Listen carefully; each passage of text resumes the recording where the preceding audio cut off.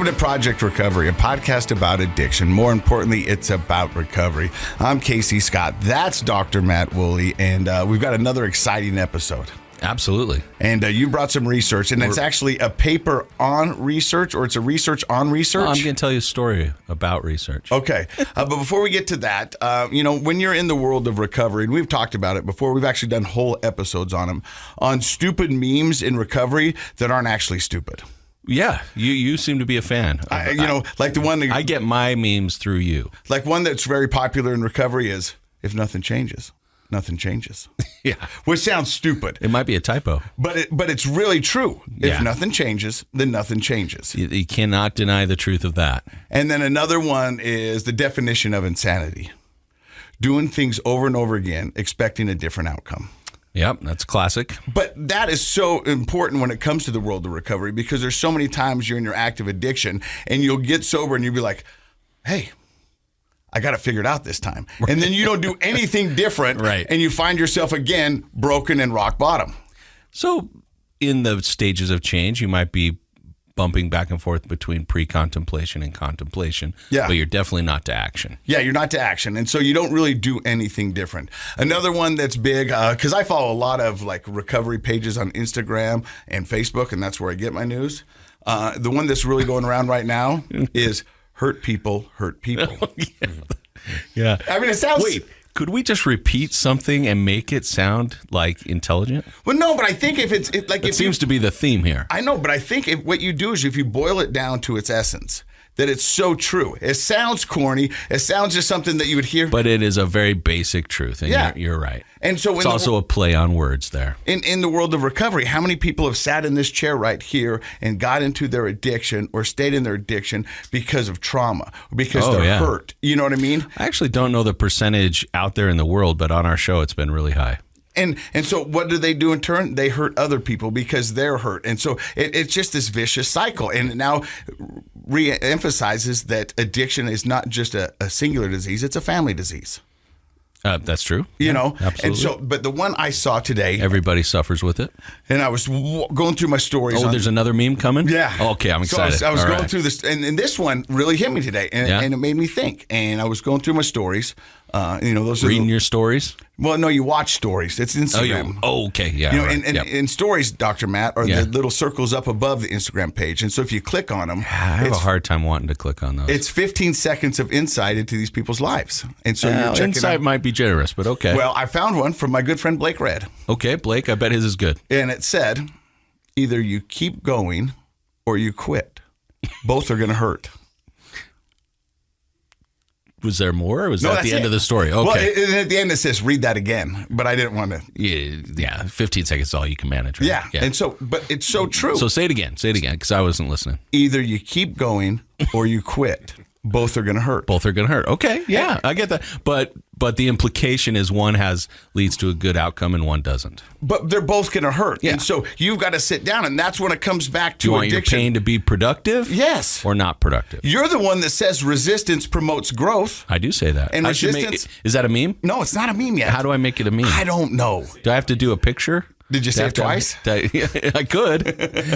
I don't know the difference between a saying and a meme. Well, a meme it's visual, bro. So I have to find a picture.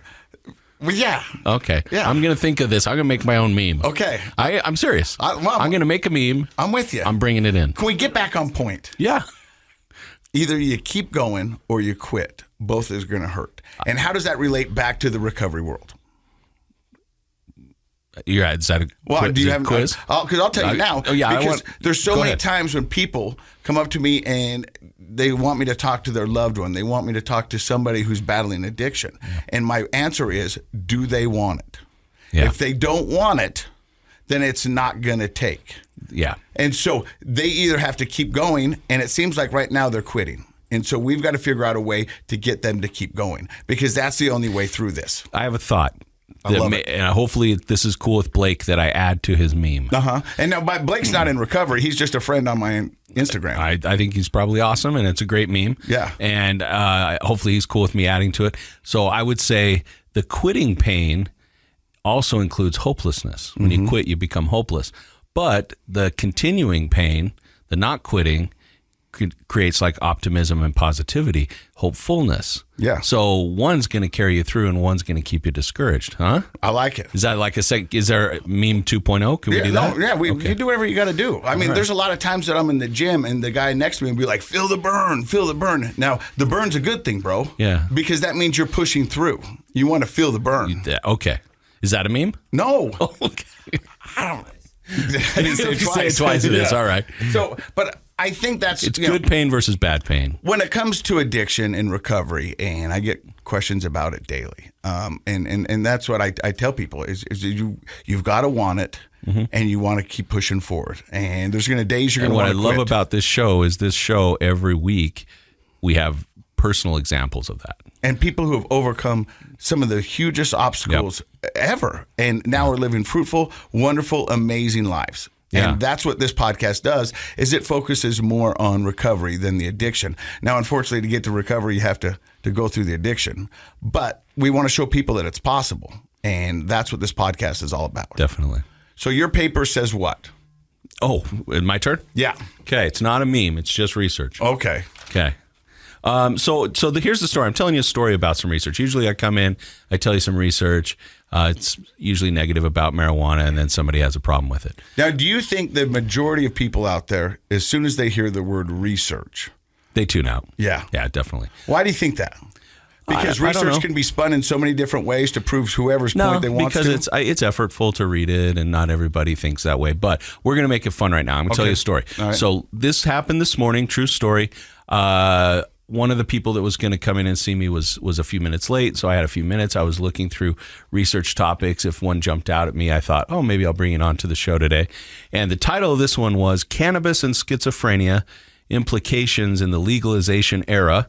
And it goes on to talk about how, very similar to one I read a few weeks ago, that 1 in 4 patients, so that's 25% of people who have their first psychotic episode are also heavy marijuana users. Yeah. So that's a crazy correlation, okay? Then I was looking at that, I'm like, wow, and it references 11 other recent research articles that say similar things. Then my patient comes in late, and guess what? He had been using marijuana this recently, and it got laced with LSD, and he had this psychotic episode, and it was just a whole awful thing, and there's legal charges now. So we were talking about, the drawbacks to using marijuana heavily. Then on the way over here, I was thinking, I actually had the coolest message from somebody, a friend of mine from high school. I haven't talked to her since high school.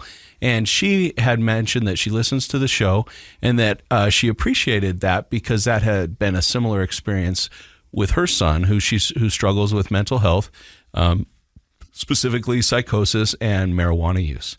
And so I'm telling you these stories just to tell you, number one, I love hearing from people that listen to the show, especially somebody I've known from my past. And so I appreciate her taking the time to reach out and share that with me. She was just sharing. Yeah. That's all. But I also want you to know it is real that this connection between heavy marijuana use and psychosis, and we're learning more and more about it every day. I was thinking back to even just 2 years ago, I wouldn't have found 2 or 3 of these types of articles every week. I wouldn't have found one that had listed 11 other similar articles that have come out in the last 2 years. So my point is just that while we may be finding out that there are some helpful things about THC, sure, we also have to be careful that it's not always clean when you're buying it off the street. You really do need to be careful. At West High School, we had a young man die recently from a fentanyl overdose, and it had to do with his drug use. So we have to be careful. You need to educate people, especially teenagers, that there are some high risks by taking things off the street, whatever kind of drug it is, marijuana, pills, etc. The other thing is just to understand that everything has a risk. You can make arguments for the fact that red wine and alcohol can be healthy for you, and they're legitimate. But nobody denies all the health factors and risk factors that go along with heavy alcohol use. And so I want people to understand heavy marijuana use is not risk-free. So that's just the story. I didn't want to get into the article too much. It's just the amount of articles keep stacking up, and personal experiences that I'm having with people that are struggling with that keep stacking up, unfortunately. So I just wanted to get that word out. No, and I think that's what is missing is so much as the full story or information. Information is key. You can never have too much information. And so many times we find out that, marijuana was the golden child of drugs for a while, where they were saying, hey, this will help you sleep, this will help your back, this will help your anxiety and all of this. Mm-hmm. But nobody ever explored the other side because they were so enamored with all the good things it's doing. And yeah, when Valentine's comes around, you're going to have the news stations, and I work for one, come out and go, hey, dark chocolate is great for you. It's good for the heart. You know what I mean? And then everyone's going to jump on that and tell you all the good things. But too much dark chocolate's horrible for you. It's right. Risk factors. Right? Yeah, risk factors. And so you've got to be balanced, and you've got to know both sides of it. And I think information that you bring is crucial. And I'm going to challenge listeners, if this talking about this has bothered you, ask yourself, do I process information emotionally or rationally?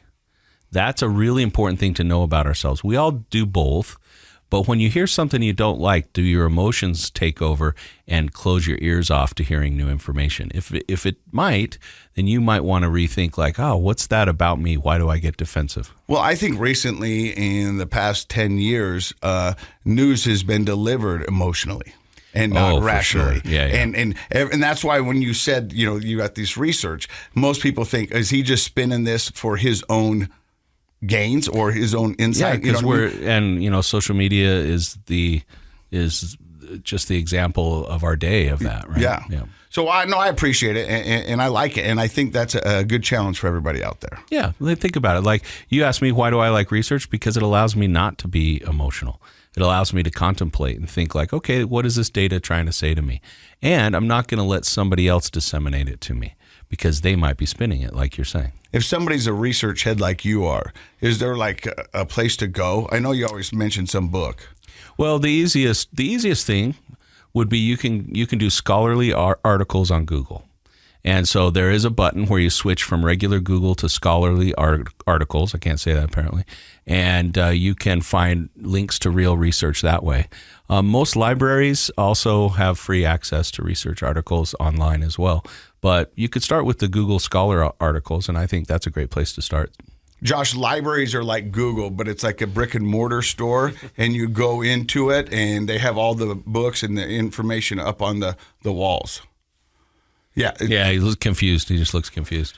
We've got a great show for you today. We've got a guy named Jared Casey. Notice how I didn't get his last name wrong. Yeah, you did a good job. Yeah. I was a little worried. No, I got that one right. And Jared Casey is a clinical director at a couple different places.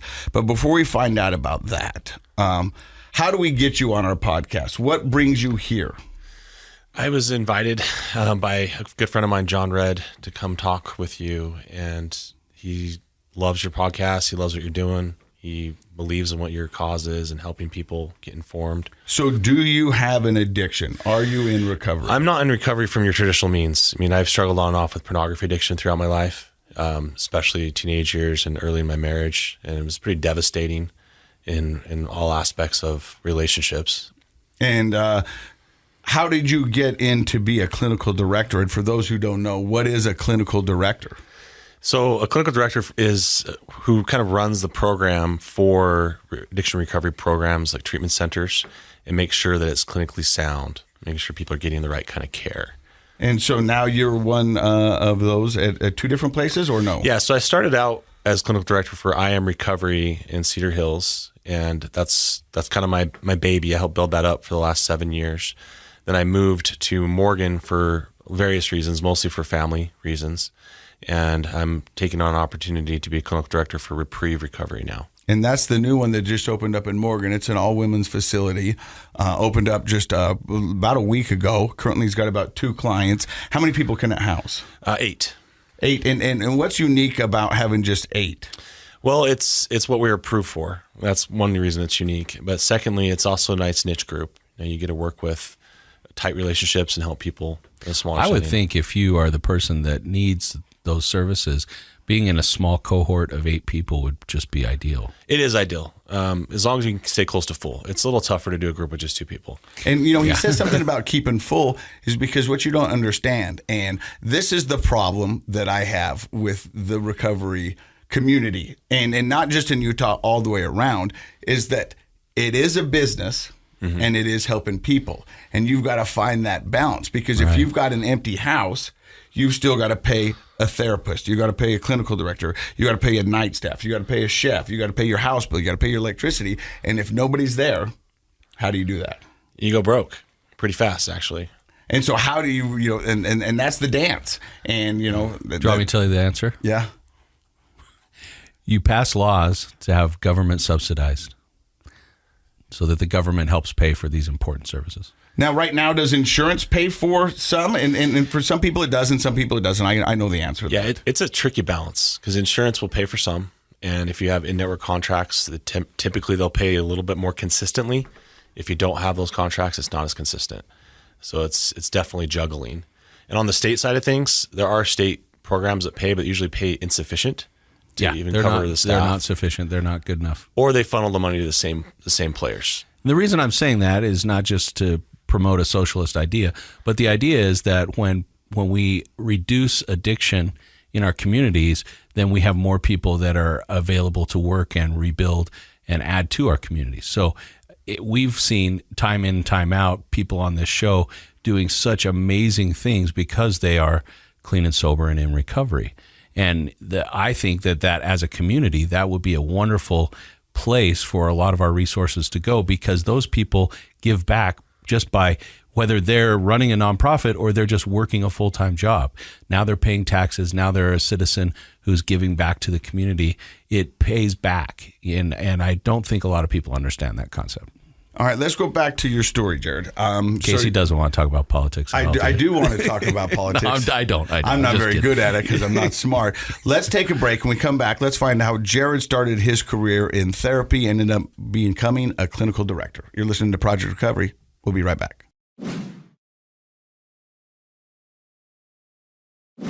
Welcome back to Project Recovery. I'm Casey Scott. That's Dr. Matt Woolley. He's a clinical psychologist. And our guest today, Jared Casey, clinical director at Reprieve Recovery, which is up in Morgan, just opened its door. A clinical director, what kind of initials do you have behind your name? What kind of schooling did you do? So I went into school for marriage and family therapy. So LMFT is the fun initials I have. And so you wanted to be a marriage and family therapist. I did want to be that. I wanted to be more of a systems-based thinker. So I like to work with families, and that was the best direction for that at the time. I initially started social work and I pivoted towards that. So let's go back to your story. You said you suffered a little bit with a pornography addiction in your, your high school years and a little into your 20s, but you got that under control.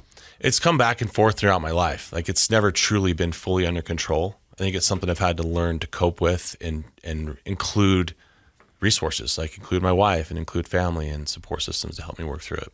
And so battling with that, was that the only addiction that kind of ran in your family? Because now that you've worked for I Am Recovery and Reprieve, you've got to understand that a lot of this is genetics and a lot of this is passed down and it's a generational thing. Yeah, absolutely. So both grandparents, the men grandparents, my grandpa and grandpa on both sides struggled with alcohol. My dad lost his father when he was just 3 years old from alcohol. And my mother had a absentee father. He was drinking all the time and ended up leaving the family high and dry. So she was raised mostly by her mom. And so growing up with that kind of information, alcohol or drugs never really seemed to be a temptation? I didn't find it as a temptation. I also had a really good family system. I had good friends, had good people in my neighborhood. I had 7 brothers and 1 sister. And that was rough at times, but they were all like kind of on the same page. Like, we weren't going that direction.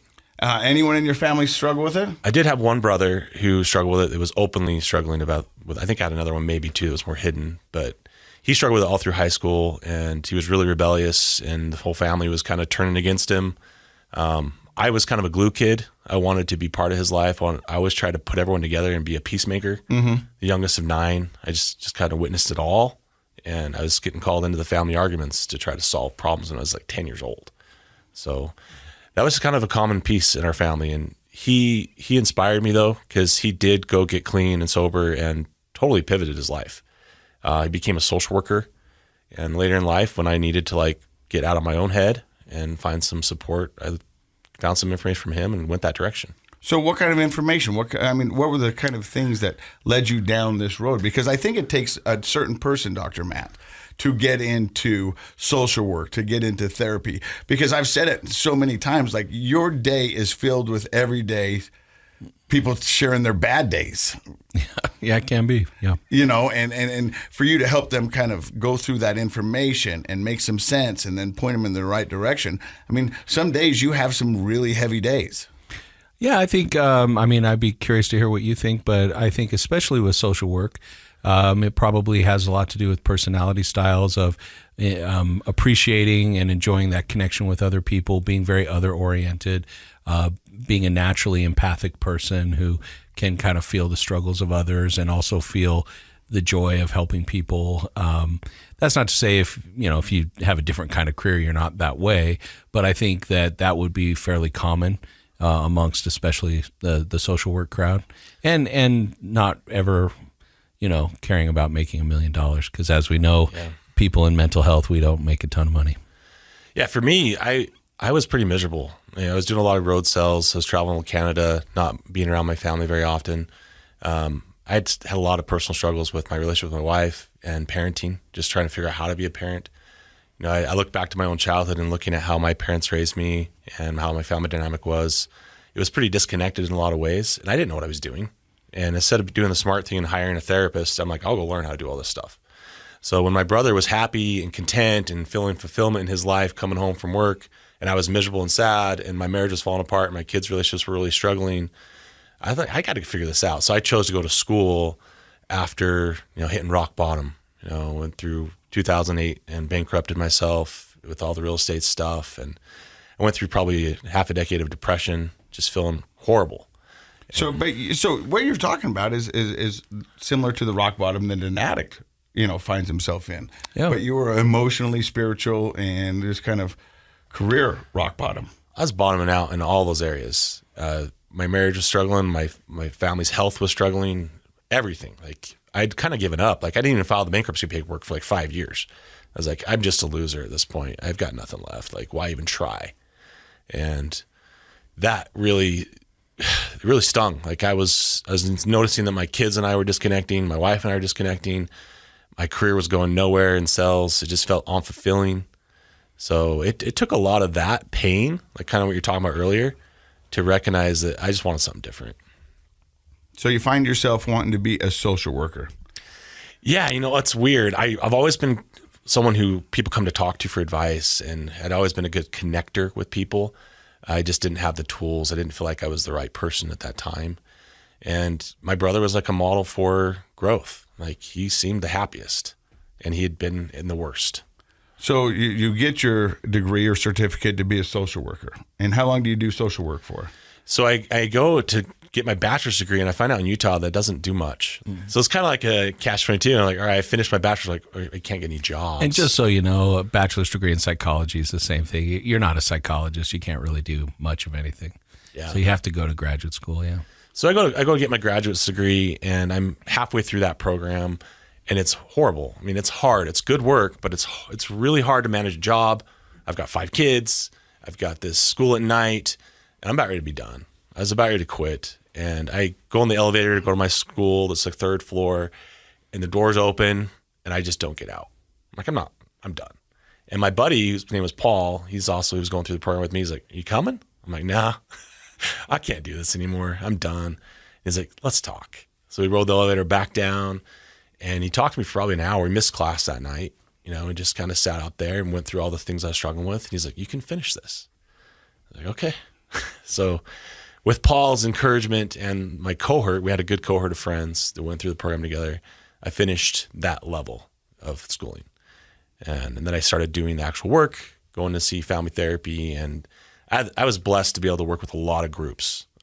During interning, I worked with people who are coming out of homelessness, people with all levels of mental health, children, adults, marriage, couples, everything. So I got kind of a sampler plate of all of it. Mm-hmm. And it was really good, but nothing was kind of sticking. Like, nothing was kind of feeling right until I had an opportunity later to work with addiction recovery. And I ended up in a rehab facility. I was like, this is my people. It's my tribe. Like, the stories, the heart, the people coming in, it really connected with me. And I felt like I could help them. I felt like myself could really connect. and they were the most accepting, non-judgmental group of people. Oh, I'll amen to that. I mean, it really is. I mean, you get in a room full of addicts, and there is no judgment there, and it's an amazing feeling. Well, and they'd fill me out, but honestly, like, I just love them, and by just loving them, they accepted me pretty quick, and it became my passion to help them. And where I was at, the place wasn't really interested in long-term solutions, but my mind is very ADD. I'm jumping all over, and I'm seeing these solutions, seeing these things that could help people, and they just weren't available. They weren't available in abundance. So that's kind of where my mind started going that direction. Like, how do we really solve or really help long-term, not just 30 days, not just 45 days or whatever it was. And that's just kind of where my shift in focus went. And so from there and that kind of information, what do you do? Well, I was honestly just getting some pretty discouraged feelings, and I had approached some people about what we can do differently, and I was getting the same answers. Like, no, there's ownership, and then there's what happens on the ground.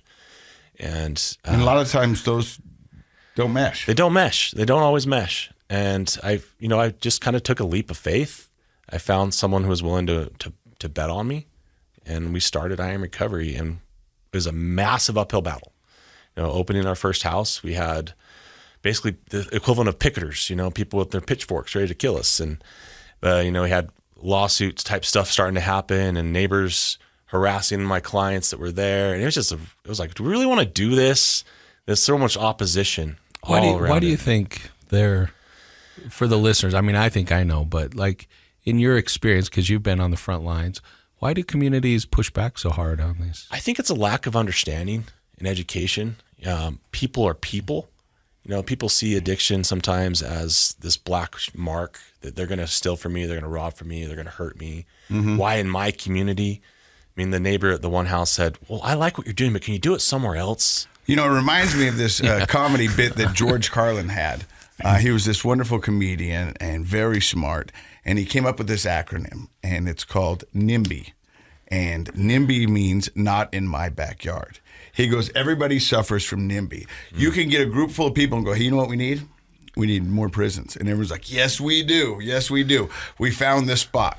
Not there. Yeah. And nobody wants it in their backyard. Right. Like, and people will want a recovery center. And it's hard to argue against having a recovery center. Right. Because you might know somebody or have a loved one that needs one, but not here. Yeah. And so then where? But that's exactly where they need to be, because they're part of the community, they're part of the fabric, and we need to find them help. There is that misunderstanding, like you said, lack of education. It's not a house where people are doing drugs. That's the other neighbor's house. That's what's happening down the street. And nobody's picketing that house. Nobody's picketing that house because we're all pretending it's not happening. This is a house where people are healing, that no one is using drugs. People are struggling and they're getting healthy and better. So ironically, it doesn't make any sense to ignore the house where drugs are happening and to picket the house where people are getting clean and sober. But I think that maybe put myself in the community of mental health providers, I think that is on us. We need to keep doing a better job of educating the public and making it more well known what's happening in these centers, because otherwise it'll always be NIMBY, right? Mm-hmm. Yeah. Well, and to put it fairly, like a lot of the neighbors come around. Like after 6 months to a year, they start to recognize like there's no worst case scenarios happening. This is the driest house in the neighborhood. In fact, it's got a clean landscape.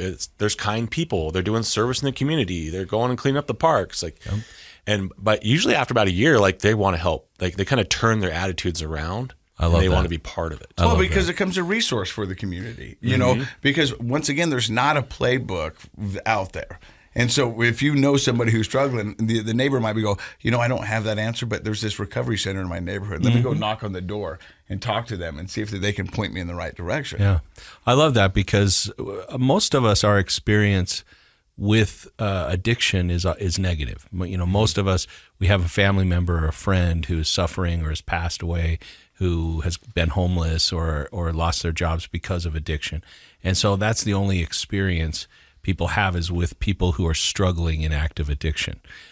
So it takes a while, and we don't really have too many opportunities, because not enough of these places exist in our backyards, to have the opposite experience, have the experience with knowing people that are getting clean and sober, that are living in recovery, that you have people like social workers and other folks that are in your community helping, doing service. We need to help the communities have that experience with recovery, because all we can think, if we haven't had that, is our experience with addiction. And that is scary. You wouldn't want to have more addicts in your neighborhood, but you definitely want more people who are in recovery in your neighborhood. Jared, let me ask you this. So you said you worked for a recovery center, and then you thought to yourself, there's some other tools and resources we need to give them a better chance in recovery. And that's what got you going to I Am Recovery. What were those extra things that you think that an addict needs to help them in recovery? I think they need time and community, and they need jobs. They need to get some longevity in recovery, because that first year, 2 years, there's so many opportunities to fall backwards. Mm-hmm. And a lot of the programs that are designed, they're only designed for like 30 days. So then you're saying, hey, good luck. You got 30 days under your hat. Now go make it 2 years.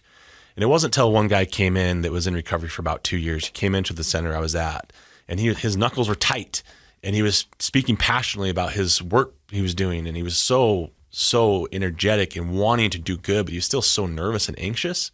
And I sat down, I'm like, what's going on, man? And he's like, well, I spent all my money on the first 30 days. So the last couple of years, I've been doing this. I've been really white knuckling trying to make this work. And he's like, I wish I'd have had a little more money to go across the whole couple of years. Mm-hmm. So that's where I was like, we got to figure out a way to spread those resources out so that people actually have time and an opportunity to stay in recovery until their head clears, until they get some community and some friends that are all in sober living or whatever it may be. And you think about it, most of the resources are put there for the first 30 days. Right. There were so many times that I was recovery when I was there, and I was there for 45 days, people would come in, and I saw multiple people come in and leave, and they'd be like, I'm here for 30 days. That's it. Mm-hmm. You know what I mean? That's all I got. That's all I can afford, and that's all my work's can give me. And everyone's like, well, whew. It's like, good luck. Yeah. You know what I mean? And so many people think just that 30 days is so important, which it is important. It's very important. But the real work starts the moment you leave. Yeah, it starts with, it's the next stage. It's your family's getting educated. It's you getting good work around good people. It's changing your environments. It's getting a little money to pay off fines and bills and get back on your feet. Like, there's so much to it, but it's so underdeveloped. And I feel like if there was more resources to spread it out, it would work better. But, insurances only pay for the first chunk, and they don't pay a lot during the middle, and families are they can only do so much. So there's problems to be solved. And I feel like if we move more towards communities, it'll be better. Like you were saying, Matt, like engage the communities, get them involved, help people in their own neighborhoods know there's resources around them. So they don't have to go far away to get help. They can stay in their own community and get help and know that they're okay there. So you're currently administration at I Am Recovery, and then you get a chance to move over to Reprieve Recovery. Walk me through that. So administration at I Am Recovery it's been one of my dreams to get to the point where it's grown to the point it can self-sustain itself. But it's also really boring. I don't enjoy administration. It's not where my heart is. My heart is in group therapy. It's in counseling. It's going on hikes with clients. Reprieve gives me that opportunity. I went on a 6-hour hike yesterday, and it was incredible. And just getting connect with clients again and being able to share one-on-one time. That's where my passion is. I didn't get into this to be a paper pusher. No offense to people who like that. I just don't. So getting an opportunity to work with people again is where I'm at.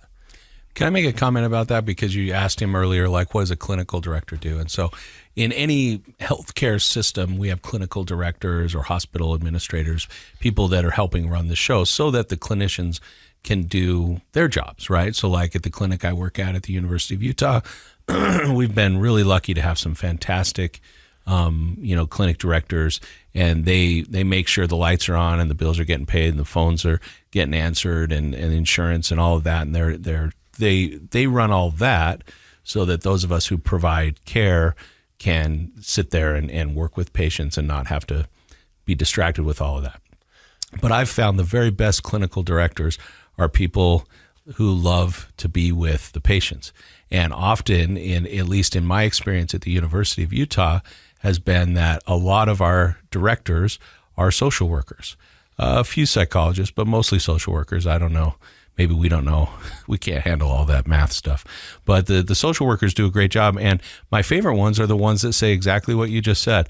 They're like, I want to, sit in and spend some time with the patients. They're so busy, they don't usually have a lot of time to do it.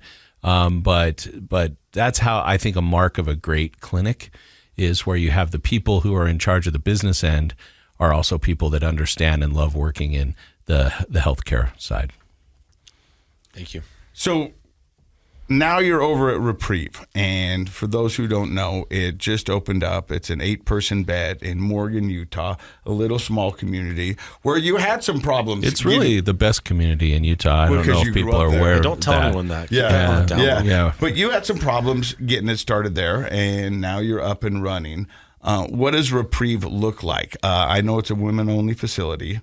8 beds. A lot of times when you're picking a recovery center, and people will reach out to me and ask the best ones in the state, and I will give them my advice. But I always tell people, you got to find out if it's a fit for you, what modalities they are using. And when I say modalities, it's like, is it mindfulness? Is it 12-step? Is it spiritual? Whatever it may be, you've got to figure out if that is. So how would you tell people what Reprieve is about? Yeah, I think you kind of nailed that one. It's definitely spiritual. I work with John Redd and Ryan Brown, and they're high spirit guys. They're also high 12-step guys. I'm big on spirituality. That's one of the core focuses. I try to help my clients find theirs, whatever that looks like. And the place is just beautiful. Like, we're on a mountain. We've got the whole valley view. We have this massive willow tree that it just exuberates light and love. It's a great healing environment. So if, adult women who have been traumatized, struggle with addiction, mental health, it doesn't matter. It's a place to kind of really rest. And that's why John named it Reprieve. It's a place to take a break from the world and get yourself healed and healing. I love it. And so you got therapists there, you go on hikes, and maybe this is a good time to talk about what goes on in a recovery center, because I don't think a lot of people know, they go for 30 days and they come back. I think some people might be afraid to go because they don't know what to expect. Well, I think, and we've talked about this early on when we started the podcast 4 years ago, when I thought I was going to treatment in a recovery center, I thought I was going to a room with 2 single beds in it. All the walls were white. They were concrete. And Nurse Ratchet was going to come get you for your pills. Yeah, and just the things you saw on TV. I was pleasantly surprised when I moved into a beautiful house with wonderful furnishings, a wonderful kitchen, an ice maker. They talk about the ice maker all the time because it was one of the selling points. It had the crunchy ice. Yeah, I know. But it was, but then you spent your day in process groups. Well, let's pause on that for a second, though. The environment makes all the difference, and so that's a beautiful example of misinformation. That is the mentality or the stereotype that most Americans have about mental health care in general, is that it is sterile, white walls. A lot of it really does come from the popularity of that movie, One Flew Over the Cuckoo's Nest, or Girl Interrupted, that book and movie, and where it's promoting this. And to be honest, in the old days, but we're talking 70, 80 years ago, because of being underfunded and all of those sorts of things, mental health in its infancy did maybe look like that in some places. It no longer looks like that. Huntsman Mental Health Center doesn't look like that. Our beautiful clinic downtown in Salt Lake doesn't look like that. And a quality recovery center feels like a home. And I am biased because Morgan is the greatest community in Utah. Hey, stop saying that, man. But I know, but don't move there. There's no more spots. Morgan is going to run me out of town. Yeah, we don't need ski resorts, but we do want another recovery center. And but it is a beautiful healing place. I was up there last weekend. I'm going to be up there this weekend. I love being there, and the house itself creates a healing environment. A few years back, it was very popular to talk about feng shui, right? But that's a real concept, which talks about the organization and beauty of your environment does have a direct impact on your mental and emotional health. And so folks who run these recovery centers do put a lot of thought into making this a healing, beautiful environment. If you're in a healing, beautiful environment that's organized and clean and conducive to healing, then all of the modalities can make a difference, but you try to take those same modalities and put it into a chaotic, unpleasing environment, and it's not going to have the same effect. What does an average day look like at Reprieve Recovery? So it looks like, you start out with some exercise. You start out with some grounding, centering, setting an intention for your day, and then getting fed well, good food, and then getting a chance to do some process group or an experiential activity, like going hiking and experiencing the mountains and nature and doing some meditative work. And then after a good lunch, it's more group, more connection. We have a lot of healthy staff, that are willing to sit down and talk to anybody and work with them. And we might wrap the night up with going to an AA meeting or a meeting similar to that. We're looking at getting other meetings involved that are in the Narcotics area. Anonymous, Cocaine Anonymous. Yeah, any of them, you name it. I remember when I was in for alcohol, but we went to a Cocaine Anonymous meeting, and I was like, these guys are my people. They were fun. They were flippant, and they were loud. And I swear, I remember I looked at the guy next to me who was, a regular, and I was like, hey, do you have to be into cocaine to be in this meeting? He's like, no, you don't. He goes, you just have to be willing to be so sober. And I was like, I got it. I go, you guys are my people.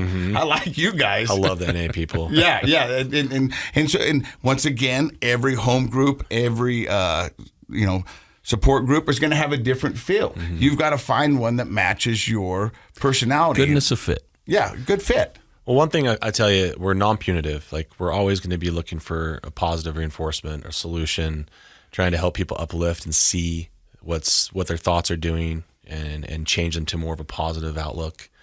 And that's something that I've learned over the years is there's two types of programs. There's the bully, we're going to bully you, or we're going to love you. We're definitely on the love you spectrum, especially with John Red. He's going to hug you 100 times and love you. And our clients are going to get a chance to feel that. And they do get to feel that. I think this would be a good time to talk about the resource that recovery centers can provide. Because when I got out of recovery and I worked for Pinnacle Recovery and I was a recruitment person for them, marketer is what they called it. And I would go out in the community and be a resource and hopefully help people find recovery. My ultimate job was to get people in our house, but I would find people that weren't a fit for our house. One, they didn't have the money, they didn't have the insurance, or they just weren't a good fit for the house. But what I did do is if I couldn't help them, I had a group of people that I could go, you know what, you might fit better in this house. This house actually takes your insurance and this. And so if you are struggling with addiction or you have a loved one struggling with addiction, it would be a benefit to you to call just any of these houses and say, hey, look, I'm struggling.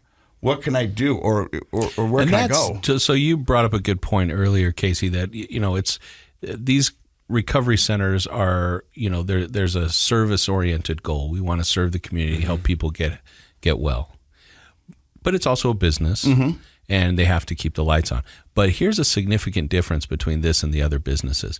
If you called up Home Depot and you were like, hey, I need this stuff, and they're like, well, we don't have it, I don't think they're really going to go out of their way to find you check another. Lowe's? Yeah, let me call Ace for you and see what they have. They're not invested in helping you. So it's not a business like other businesses. This is a business where I would say 99% of the time, the person that's answering that phone really cares. And if you are struggling and don't know what resources would be a good fit for you or your loved one, I agree with you, Casey. You can call up almost any of them and ask, and if they don't have it, they're almost always willing to go out of their way to help you find it. Yeah, my only tidbit of advice on that is don't go off with the top searches on Google, because a lot of those sites are paying buku bucks to get the leads, and they're not as community driven.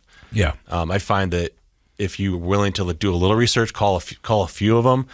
A lot of them play really nice with each other, and they really do want to help. Like guys like Ryan Hymas, he'll get you into the right fit every time. That's his goal. He doesn't care if they go to I Am Recovery or anywhere else. He cares if they go to the right place for them. And John Red's the same way. And there's a lot of guys like John and Ryan out there, and they're doing it for their heart. And Ryan told me this. He's like, in every facility, there are good people working there. There are good people in every facility. They're not all owned by the best people. There's going to be politics in any environment. So would you say if we could identify locally owned and run, would that's that generally make a difference? Going to be good. And in my own personal opinion, is less hospital feeling type stuff, like more like mom and pop style. The bigger they get, they tend to get more cold, in my opinion. Yeah, that makes sense. So I personally like to work with more of the smaller shops. Do you guys mind if people call you and ask those kind of questions? Oh, I love it when people call me. Like that's been our goal from the beginning is if someone calls us, we just want to get them the right fit and help them get to where they need to go. And I've learned that in the industry it's a good human thing to do, but I've also learned which facilities do that well, and that's their same kind of goal. And they play nice in the sandbox together. They help each other out in making sure people get their best services. I think that a lot of times in the world there's a scarcity mentality. Like if I give to someone else, I'm not going to have enough. And so a lot of businesses or individual people, we don't you have to think about it yourself. Do I have a scarcity mentality? Or do I sort of have an abundance mentality? Do I believe that the more I give, then the more is going to be available for me and everyone else? And I actually really believe in that. I believe in it on pretty much all levels of life, but especially in healthcare and especially in recovery. It's an abundance mentality. If you're out there, and you can call it karma, you can call it whatever you want. I just think that's actually how life functions. When we don't shut down, when we open up, then we have more coming both ways. And so for you guys, when people call up and you send them somewhere else, I assume you believe that as well, that absolutely your beds are going to be full because you're helping other people's beds be full. No, we're big abundance guys. Big abundance, blue ocean. Like there's no competition. There's 50 million people in America already struggling with addiction or not getting services at least. Yeah. It's not like there isn't 50 million people who need help. Yeah. So there's no competition. Right. So what do you want for the future of Reprieve? I want it to be a healing place for women that can also transition down to the other levels of care. I want people to go there and stay in recovery. That's the biggest thing that sucks in this industry is when someone doesn't stay or when they die, obviously. But we know lapses happen, but the more they happen, the more it kind of wears on you. And my whole goal has been to help people stay in it so they can give back to society. There's very few instances where you see people give more than someone who's in recovery. They have lost it all and they want to give it all, and that's like the way they live. They're the people who save society. They're the ones who are bringing the society back from the brink. So how is everything in your life personally now that you kind of went on this spiritual journey? It's as best as it's ever been, Casey. Like I've had a lot of trials. I'll call them like personal problems, struggles, family problems, a lot of family health. I could go into that, but I won't. But it's all kind of been a matter of perspective. Mm-hmm. The only miracle I ever really needed was perspective. And when I finally came around to that, my life is great. I love my family. I love my life. I love what I do. And it's exactly as it should be. This was a fun podcast because we touched on all kinds of aspects of recovery. And this was coming from a guy who had not really suffered of addiction, but wanted to give back and thought he could make a difference and make a connection. And the world needs more people like that. And I just think it's amazing. And that's why I really advocate for all of us from government level on down to the individual person, seeing the value of recovery for our communities. It's for the individual. That's the person in there getting help. But then that person turns around and does exponential good. And I didn't know that before I got the chance to be a co-host on this show. And I know it now. And I'm so grateful that I have the opportunity to talk to people like you that are doing that work every day. And I love that it's happening in my hometown. I'm proud of that. And I really love the chance to sit down and talk about all the good that people in recovery do. Ryan, Jared, for the people who want more information about Reprieve, where do they go? ReprieveRC.com. And they can also call admissions line, which I don't have the number. We'll put it down there. I bet it's on the website, though. Yes, it is. There you go. And thank you for stopping by and sharing your story, man. It was amazing, a lot of information, and I think this will be a wonderful podcast. I agree with you, Casey. I believe it. I think it's already a wonderful podcast. You know what? I can sense both of you guys' sarcasm. Well, thank you for having me. You guys are a joy. Really. No, we love you, buddy. Thank you very much. And thank you for stopping by and listening to another episode of Project Recovery. And in case you forgot, Project Recovery is what? It's a KSL podcast. Nothing changes. Nothing changes. That's a meme. That is a meme.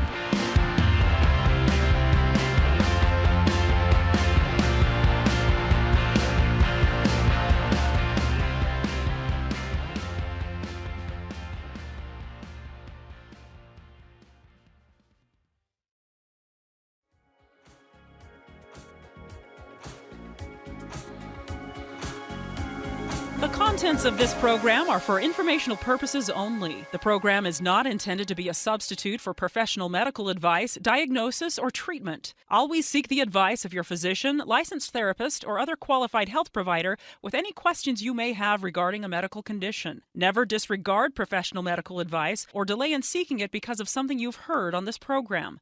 KSL does not recommend or endorse any specific tests, physicians, products, procedures, opinions, or other information that may be mentioned on the program. Reliance on any information provided on the program is solely at your own risk.